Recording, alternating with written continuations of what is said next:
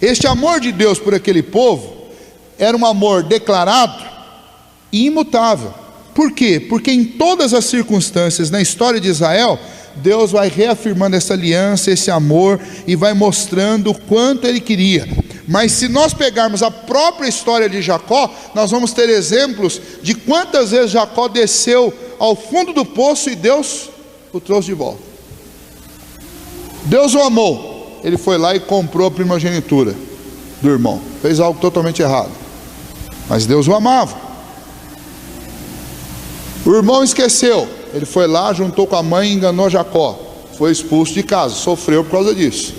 Foi expulso de casa, cansado, dorme com a cabeça encostada numa pedra no lugar que ele vem a chamar de Betel, e durante a noite Deus prova o amor dele por Jacó, mesmo Jacó estando vivendo desobedientemente e sofrendo por causa dos seus erros.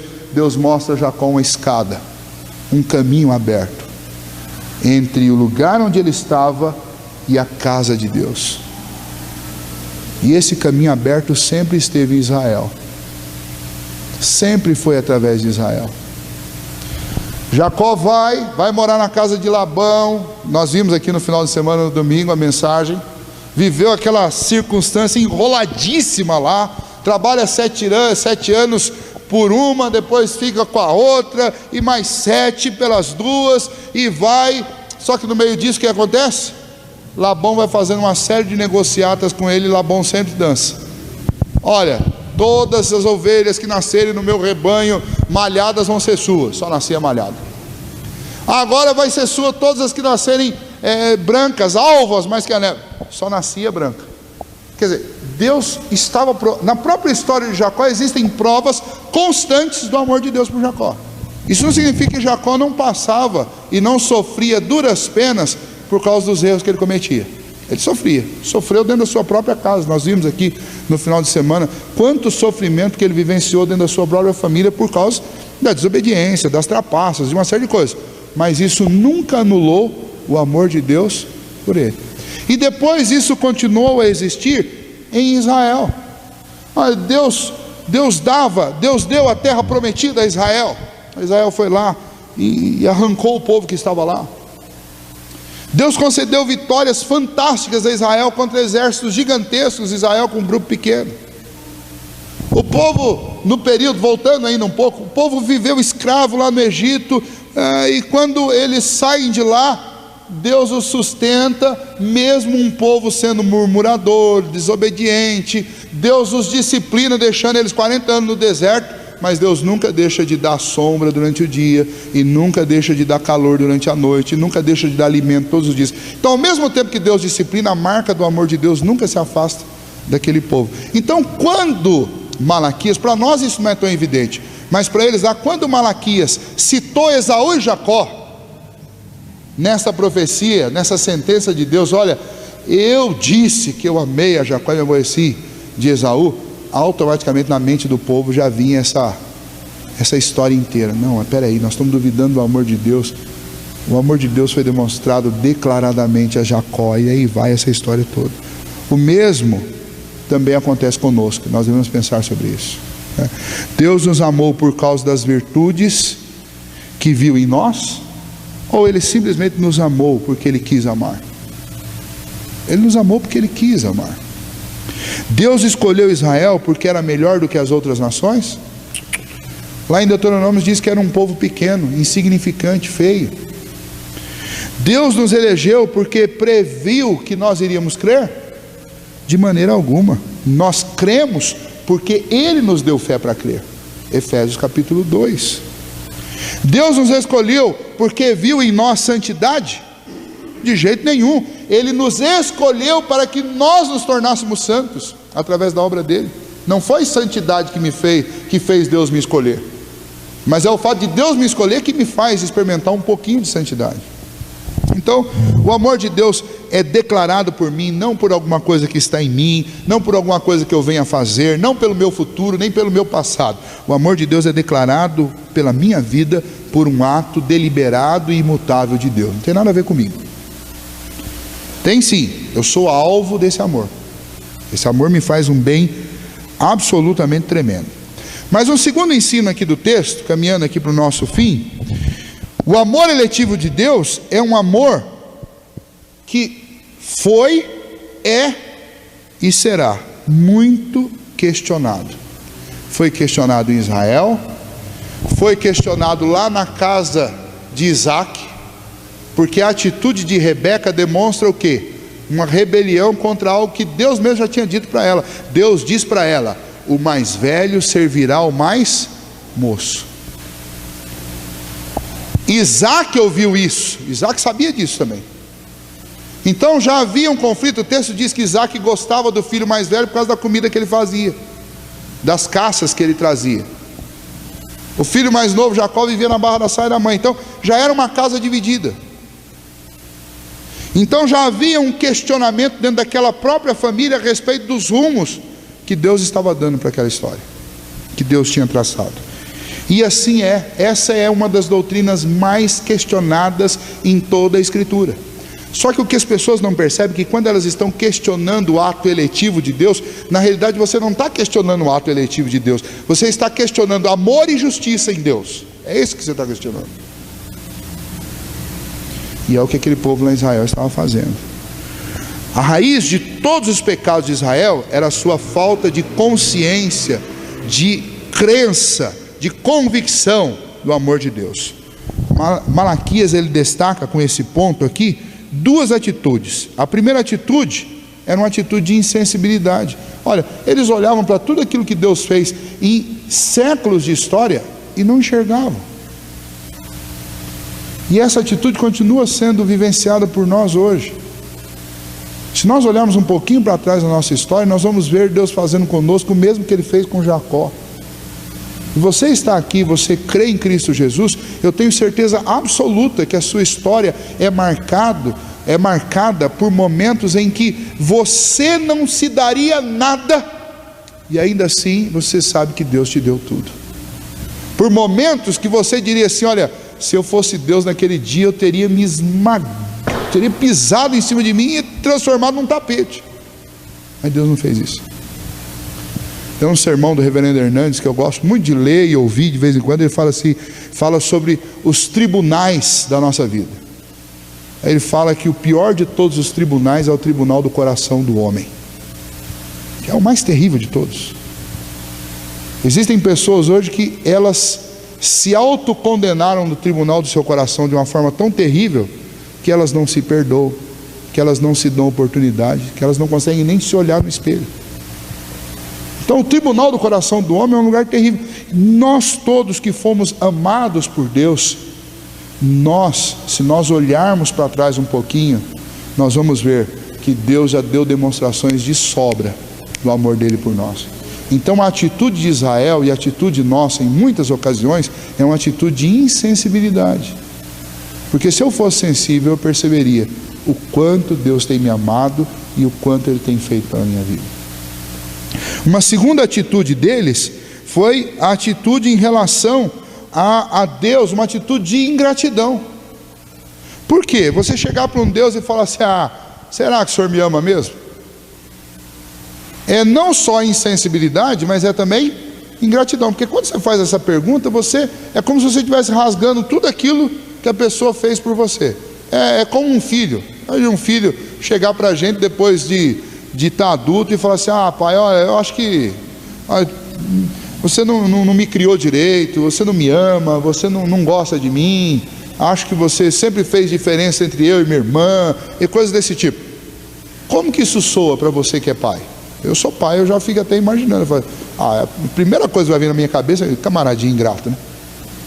Me arrebentei por ele, não faz a menor ideia. Ele não sabe quanto custou criar ele do jeito que eu criei.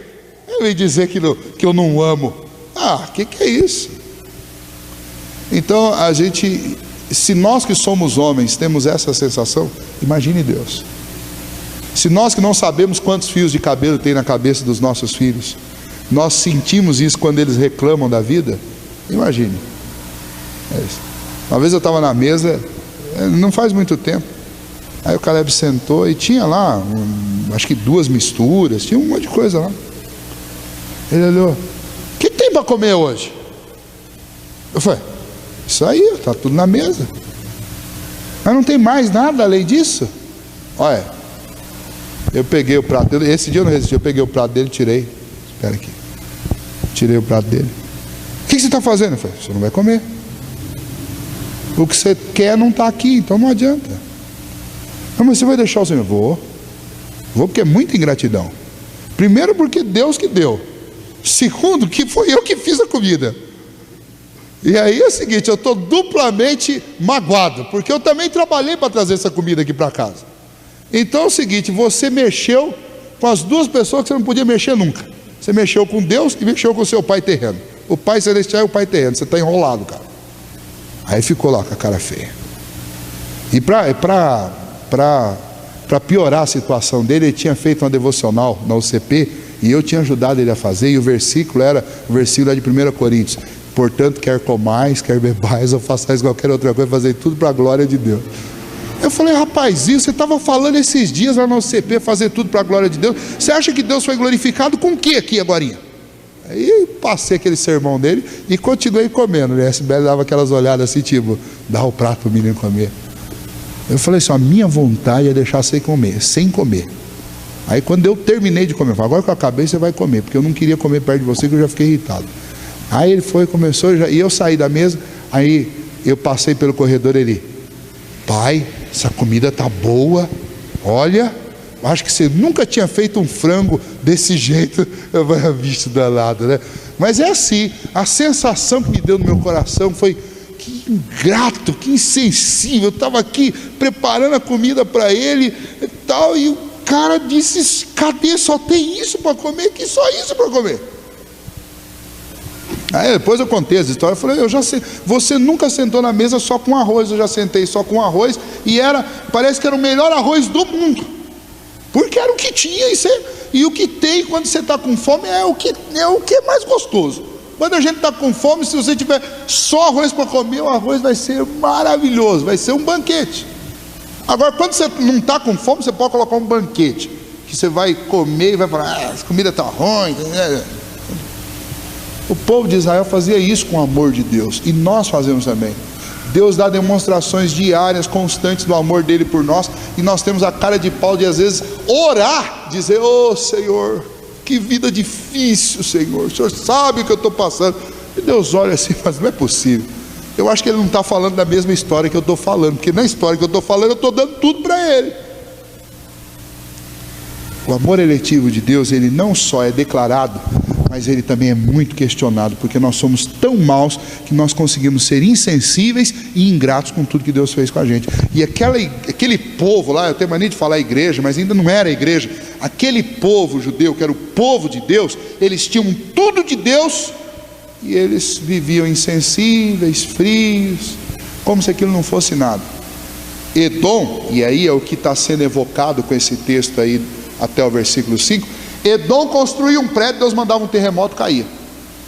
Ao ponto, se vocês forem ler Obadias, né, o profeta Obadias, a gente pode fazer um estudo, eu já fiz aqui antigamente, você vai ver que ao ponto esse povo resolveu construir a casa deles numa rocha, numa montanha, e encravaram lá dentro dos buracos da montanha a casa deles. Por quê? Porque eles não podiam sobreviver, tudo era contra eles. Por quê? Porque Deus amou Jacó e se aborreceu de Esaú. As coisas nunca estavam a favor, nunca soprou vento a favor de Edom, nunca. E enquanto isso, o povo de Israel, que sempre tudo foi a favor, reclama o tempo inteiro. Não é diferente do que a gente faz. Então, se Deus escolheu a Jacó, por que ele escolheu a Jacó? Porque ele ama, existe um sentimento gerando aquela posição, aquela demonstração que Deus fez quando Deus se posicionou. Eu me aborreci de Esaú e eu amei a Jacó. Existe um sentimento por trás. Quando você faz opções, existem sentimentos motivando as opções. Então Deus não só disse que amava, mas ele demonstrou o amor elegendo. Segundo, Deus prova o seu amor protegendo, porque o que ele fez com Jacó foi proteger Jacó. Primeiro, de si mesmo. Ele protegeu Jacó de Jacó mesmo, porque Jacó é um desastre, assim como nós somos. Ele fez tudo tudo que era possível para tentar estragar a história dele. Aí Deus o protegeu. Deus protegeu Jacó de quem? De Esaú, porque Esaú também ficou irado com Jacó. Deus protegeu Jacó também contra as circunstâncias da vida. Olha, Labão tentava passar a perna, Deus ia lá e sobrepunha. Labão tentava de novo, Deus ia lá e abençoava. Depois as mulheres de Jacó começaram a brigar por causa de filhos, Deus ia lá e dava filho. E quer filho? Então vai ter filho, tô filho. Ou seja, em todas as circunstâncias, Deus tinha uma proteção amorosa com Jacó. O amor de Deus era demonstrado o tempo inteiro. Terceiro, Deus prova o seu amor com uma restauração milagrosa.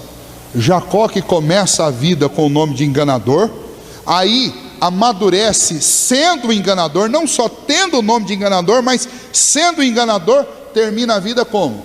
Deus restaura, muda o nome dele, de enganador ele passa a ser príncipe, Israel.